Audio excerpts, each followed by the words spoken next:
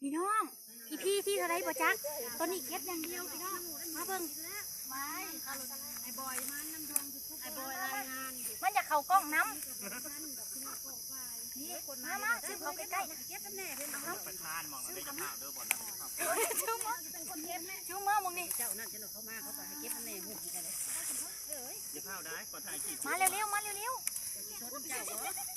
สิเอาตัวไหนก็บอกให้เอาที่ถ่ายคลิป อย่างเดียวเขาค่อยเขาจิค่อยจิ้มเอาเด้อบ่เคยทันจะเถื่อมองนี่นะตอนนี้นั่นกระเจ้าเอาจนหมุนเบิดปีได้ก็ได้แม่มีนะย่าจะบ่เต้นดอกเต้นดอกบ่ย่าเขามาเมื่อนี้เด้อกูจำคนเอาแม่เฮ็ดบุญเด้อห่วยโลดยายแม่เจ้าบ่เฮ็ดห่วยนี่แน่นะแม่วะอันเลี้ยว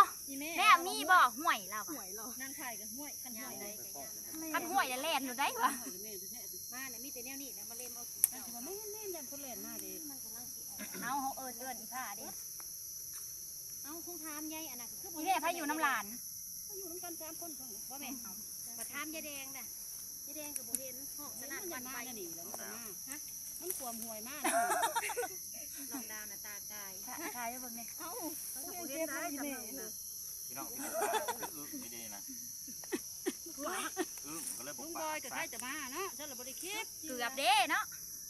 เอาไอ้บางมีแห้งเลยไอ้บางมาว่าแต่ก้าวนะลุงบอยมาน่ะมันคนบางเสร็จเป่าได้แล้วทะลุเป้าท่านเจ้าบอกมาท่านเจ้าบอกว่าท่านทำกับบริกินท่านก็นอนเฉยอยู่ได้ใช้เด้อยู่ได้ใช้เด้แม่ก็โทรมาย้ำอีได้นะเขาหาเห็ดในดูคนว่าย่าจนบอกบ่ได้เข่าแล้วนอนเฉยสักเครื่องสักคล้องเฉยตาขาหนาแพ้สักเครื่องสั่นเด้ไม่ดอกคนสักเครื่องสักตาขาไอ้บางกระเปิดเพลงพ่วนกำลังอันอู้ยายได้เสียงกันนะแม่ยินตะโดออกส่วนจันทร์บานมันท่านออกประสานแต่ถ้าชูเราถ้าจะเข้าบ่เอารถนี่แม่เรามาป่าเสียงสุดชั่วป่านี่เดินเป็นตาหน่ายคนมาชูจำกันเขาตอนเขามาแล้วแม่หลังจากเขาเก็บแล้วหมู่แรกไหนคนเต็มป่านี่แค่ป่าหน่อยวันนี้ป่านิดหน่อยนึงนะรอหน้ากับกับหัวอีแม่จะก่อยยีรอนกันอยู่มันก็เป็นป่าออกลิดินนะอีแม่เขาเอ้าเส้นนี่แล้วแม่เนาะบ่เห็นแม่จะก่อยอยู่หัวไอ้ยวนเหล่ามันจะกว่าบ่อยู่เหล่านะยายดาวอันยายนั่นเราจนมายายแดงนะเรามาแต่เหล่าเลยอันนั้นบ่เห็นบ่เห็นเจ้ากับเจ้าก็เอาขนาดเราก็เนี่ยเราได้น้อยเดียวหนึ่งขนาดหลายคนด้วยนี่เจ๊ละน่าแม่จะเก็บทีละดอกฮะให้ทานผู้ส้มเบิ่งกระเจ้าแห่งฮักเอาพี่น้องเลยมือของแก่แน่นอนเลยคันเนื้อนี่นะกระเจ้าฮักเอาแม่เห็นหมู่แรกแล้วก็โทรหาเด็กน้อยกับบ่ฮับหุ่นมดเลยเอาหาเบาตะวันเอาขึ้นมาหาอีพ่อแล้วอ่ะเขาเห็นเขาโทรมานำกันเราอ่ะเขาอยากเก็บเขาไปถามเราว่าเห็นไอ้บอยบ่เพิ่งอยากเก็บเพิ่งเงินเห็นคนเก็บไงการเห็นคนเก็บไงเห็นคนเก็บน้ำลูกเขาเอาไม่ยังการลูกขึ้นไปถ่ายเอารวมเบิดลูกถ่ายเป็นบ้านย่ายอันนั้นนะบ้านลุงบอยนะ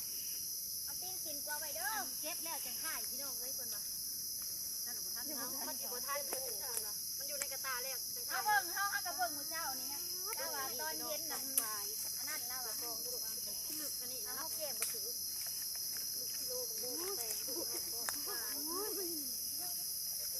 แท้แน่นอนงัว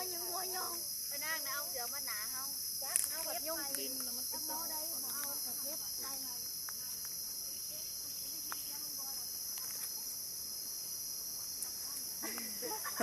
จะเศร้าเมื่อยจะทำได้เมื่อยจะม้วนเลยเก็บมาน้ำทางเขาได้ยังไงทุกคนเอาหมูมาเนี่ยตุ้มเฮาเนี่ยเขาใส่กระตาได้กันใส่ถุง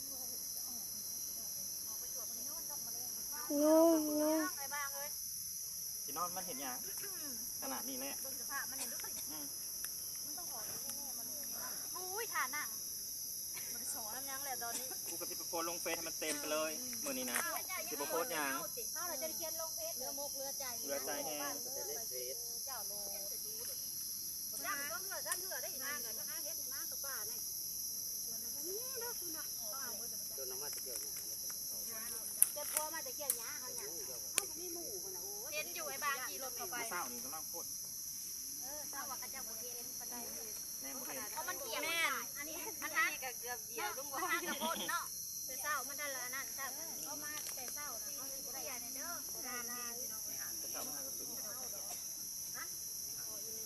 มียังปักดาไอ้บ้างได้มองอันโตอันเฮ็ดอันไข่ผายออกนะออกดอกดอกจู่เข้าอันเดียว กำลังสิย่างไปเบิ่งน้ำคลอง ก็อย่ามัวในหอนนะห่วยไม่ใหญ่เอามาแต่ไกลเหรอวะเฮ็ดจะพึ่งห่วยอยู่แม่ว่าเราดอกใหญ่สัญลักษณ์เราสู้ห่วยเฮ็ดห่วยเฮ็ดบ่ยายห่วยเพิ่นว่าห่วยเล่นๆนะแม่วะปัจจุบันหมู่เขาเต็มอยู่พี่น้องการที่พี่น้องเอ้ยการที่เอาเห็ดปวกนะการที่เก็บเห็ดปวกนะคือเก็บแบบนี้ถูกวิธีพี่น้องพอห้าจีบมันจะทาไม่ได้ห้ามบอกหายังถือกัน แล้วขึ้นมาเบิดผู้ปีในนี่นะเอาเห็นบ้านอื่นเห็นบ่ในคลิปนะไพ่ถ้าเจ้าเห็นนั่นนี่ไว้ว่าในคลิปนะอันเก็บอันนั้นนะเก็บขาดแต่เจ้าคุดเอาคุดเอาบ่ ดินทรายเนาะ บางคนนะเขาบอกหูได้ว่าเห็ดปวกมันเกิดมาจากยังเขาบอกหูมันเกิดมาจากปวกในส่วนมากเด้อบ างคนมันก็ต้องมีเสื้อของมันอยู่ในนี่ต้องเอาแบ คุ บ ด นี้ เบอร์เจ้าปวกนะกระมุนเบอร์ละพี่มามันบอกเจ้าปวกมันหมุนเลยเด้ แล้วคะแนนเต็มมากเลยค่ะมากพออีเลิศวัดชวน 3 ส่วน ไปบุกสวนบัดนี้ปื้อเอาในนี้แล้ว อันนั้น สวนหนูเพื่อนน้องดาวมันเป็นดินคลองมันเคยออก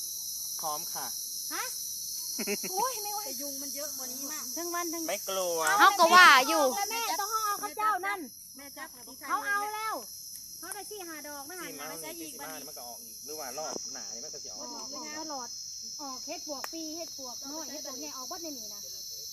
นี่แหละหลอก บางคนท่านจะเชื่อมาแล้วก็เห็นห้อยเอาในนี่แหละแล้วก็เล่มไปน้ำคนเราของเรา เขาก้าวขาออกถึกมือแห้งก็ใส่ชุดนอนบ่หรือใส่ชุดหยังอันนั้น ชุดใหม่นะ แล้วพี่น้องเอ้ยออกจากบ้านกลุ่มเรา ก้าวขาถึกเมืองละบาดนี้ ได้เฮ็ดติดตา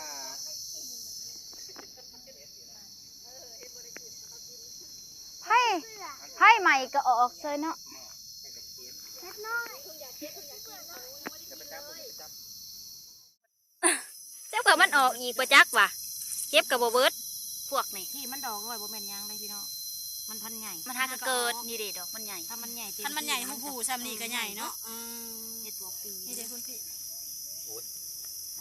นั่งถ่ายอีกจักว่ามันพ่นน้ำกรดบ่จัก ขาเจ็บกิ้ว อ้าวนางได้บ่ไอ้ปื้อขนาดเราย่างกายบ่เฮาเห็นน่ะ ไป มันมืดเด้ นางไผ่ได้ตาหากิน เด็กน้อยนะตาผู้เฒ่า ยังเป็นจุ่มอยู่แม่เอ้ย กระเถาลายเติมอยู่